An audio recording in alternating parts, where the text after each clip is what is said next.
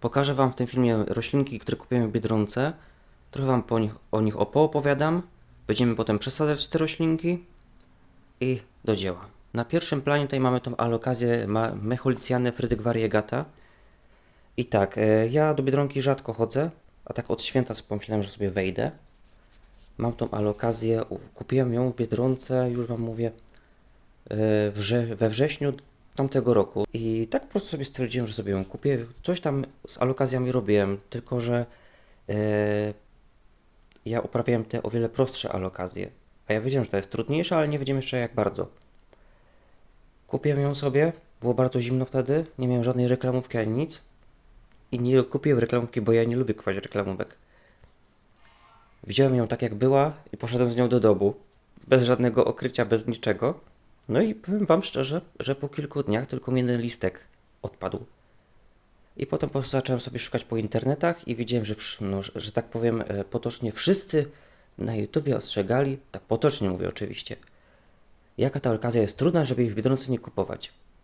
I powiem Wam tak, ładnie ją podlewałem, na początku gdzieś tam nawoziłem i rosła bardzo dobrze. I oczywiście tylko listków parę straciła. Teraz ją zaniedbałem, mocno ją przelałem. To są nowe listki. Teraz jeszcze jest bardzo zimno i nas stoi dosłownie przy oknie. I jeszcze od dołu jest bardzo ciepły kaloryfer. Ciepłe te powietrze idzie. I zapomniałem o jej nawożeniu, a ja wiem, że alokazje bardzo lubią nawożenie. No i to już parę listków mi odpadło. Nie ma się najgorzej. Ja wiem, że przepraszam. Ja wiem, że ona odbije i będzie bardzo dobrze. Też ją odrobaczyłem później, ale do tego przejdę za moment. Później, któregoś tam następnego dnia byłem w Biedronce i to są roślinki, które bardzo chciałem kupić, ale jakoś specjalnie nie szukałem ich i nie śpieszyło mi się, żeby je kupić. I tak, tu jest Aglaonema, Ficus Moonshine. Nie wiem, która to jest Aglaonema, powiem Wam, nie chcę mi się szukać, bo to z tymi nazwami też jest jakieś takie dziwne zamieszanie. I tak, to będzie mój pierwszy w życiu Ficus. Ja się nad nim trochę zastanawiałem. Myślałem o tym klasycznym, ale jak tego zobaczyłem, to musiałem go wziąć. Aglaonemę tak samo. Jeszcze chcę kupić taką białą. I tak, jak przyszedłem z nimi do domu, dałem, że tak powiem, im odpocząć i odrobaczyłem je tym środkiem. Też jest na warzywa i działa najlepiej w temperaturze poniżej 20 stopni Celsjusza. I tak, zauważyłem, że po nim wszystkie szkodniki zdechły, ale muszę to jeszcze powtórzyć, bo robię to tylko raz na razie. Na razie ten środek testuję. Już zauważyłem, że go bardzo dużo zużyłem, a na 3 rośliny przypominam. Poniżej połowy mi zostało. Obsikałem je tym środkiem i wsadziłem je do reklamówki na całą noc i one tak sobie czekały do rana.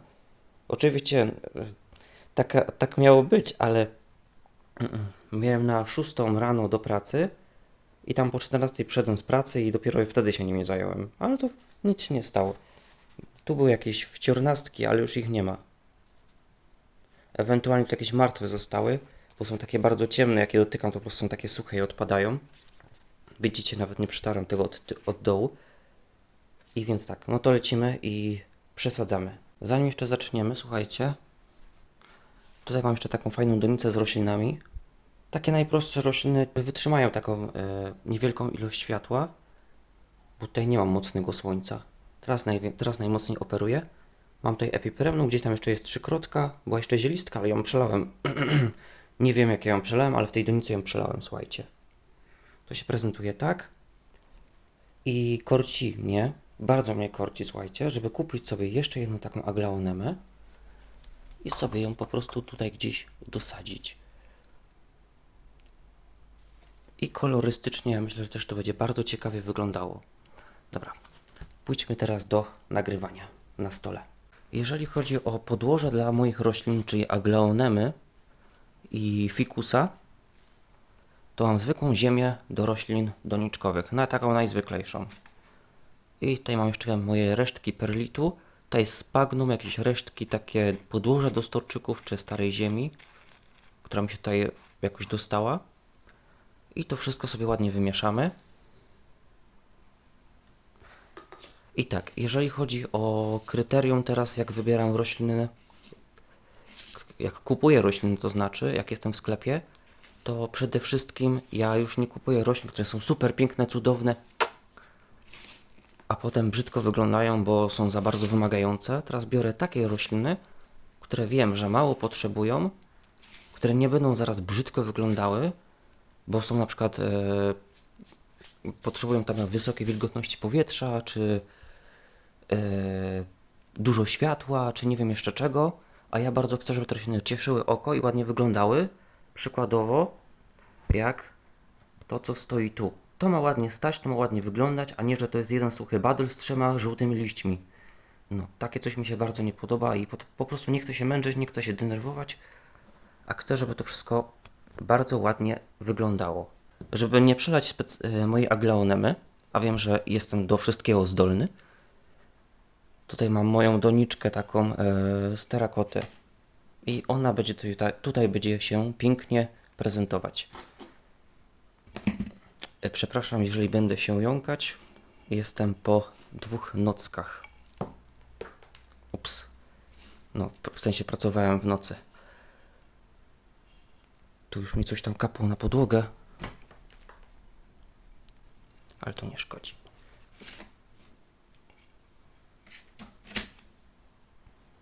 Dobrze. Ja ogólnie pracuję w jednym z takich supermarketów. Nie w Biedronce, w innym. I powiem Wam, że no te ceny coraz bardziej stają się przystępne, jeżeli chodzi o te rośliny. Kiedyś były bardzo duże. I na przykład za tą aglaonemę wydałem w Biedronce.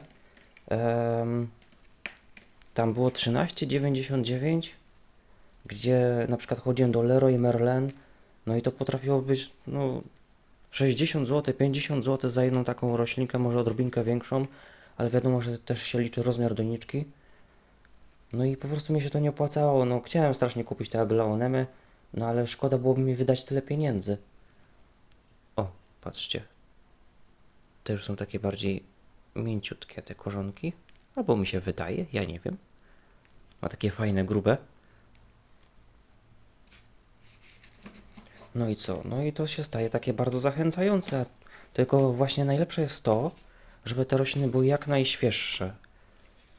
Bo wtedy wiadomo, są w jak najlepszym stanie. Bo my na przykład jak mamy te rośliny w sklepie, w jakimś supermarkecie, to my tylko je bierzemy i podlewamy, bo nie ma też czasu ani się z nich szczypania.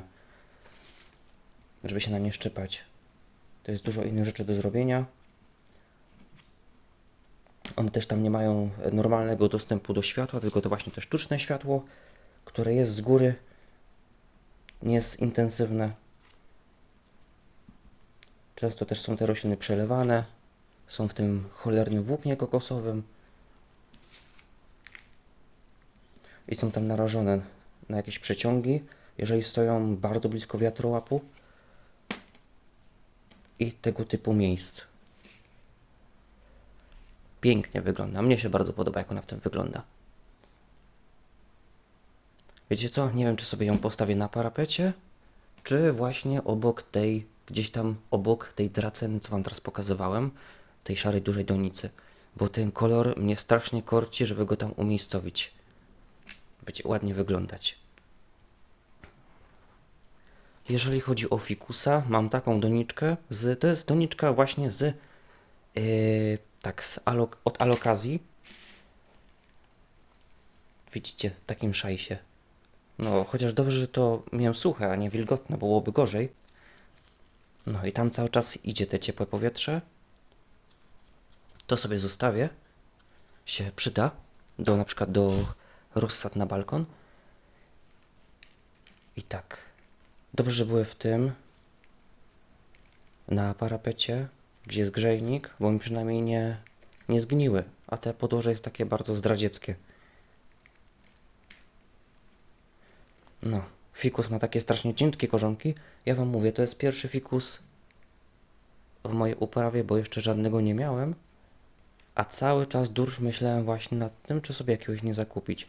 Ale z drugiej strony one były takie zwykłe. Takie podstawowe fikusy, to się najczęściej w sklepach pokazują. czy tam właśnie ten militarny kolor to mnie jeszcze zachęcał, ale ten jest prześliczny, prześliczny jest. Tu widzicie, jest taka siateczka. Ja ją spróbuję jakoś delikatnie urwać, ale ten fikus ma takie małe korzonki, że trochę strach wam powiem, ale przebija się przez to korzeniami. Nie no, jakoś schodzi, jakoś to schodzi. Tu jest jeszcze taki klocek tutaj jest z torfu. Niby perli tu jest, no ale to jest takie żadne. Niby to jest taka malutka sadzonka, ja nie mam z tym problemu, że on jest duży, piękny i nie wiadomo jaki. Ja sobie na spokojnie poczekam, aż on urośnie. No, też będzie materiał do aktualizacji jakichś tam roślinnych. Dobra, ja go tutaj nie będę dręczyć psychicznie, słuchajcie. Nasypię mu już tą ziemię. Potem poszukam mu jakąś osłonkę. I tyle. Nie chcę tych roślin jakoś zadręczać. Aż tak wpadła mi ta. Nie chcę jakoś specjalnie dłubać im w korzeniach i ich męczyć. Bo nie chodzi mi o to, żeby jak najbardziej podrażnić te korzenie. Nie, troszeczkę więcej tej ziemi. Na dół. Żeby to było równe mniej więcej. Żeby na tym poziomie... Chcę, żeby na tym poziomie była ziemia po prostu. Gdzieś tu. A nie poczubek liści.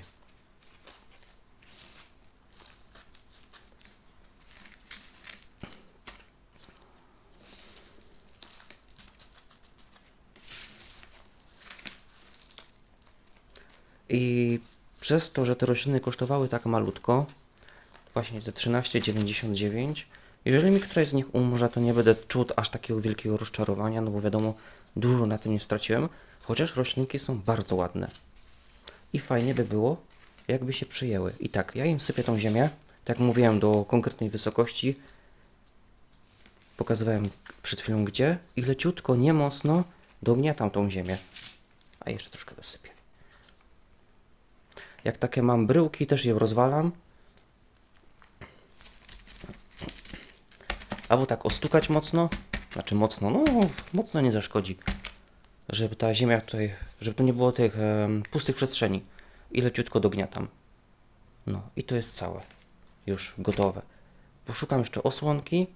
Postawię go na parapecie, ma tam cieplutko i dużo światła. Będzie stał przy alokazji. A aglaonemę to się jeszcze muszę zastanowić. Bo do tej kanapy, którą tutaj mam i właśnie tej donicy będzie przy tym będzie się pięknie prezentować.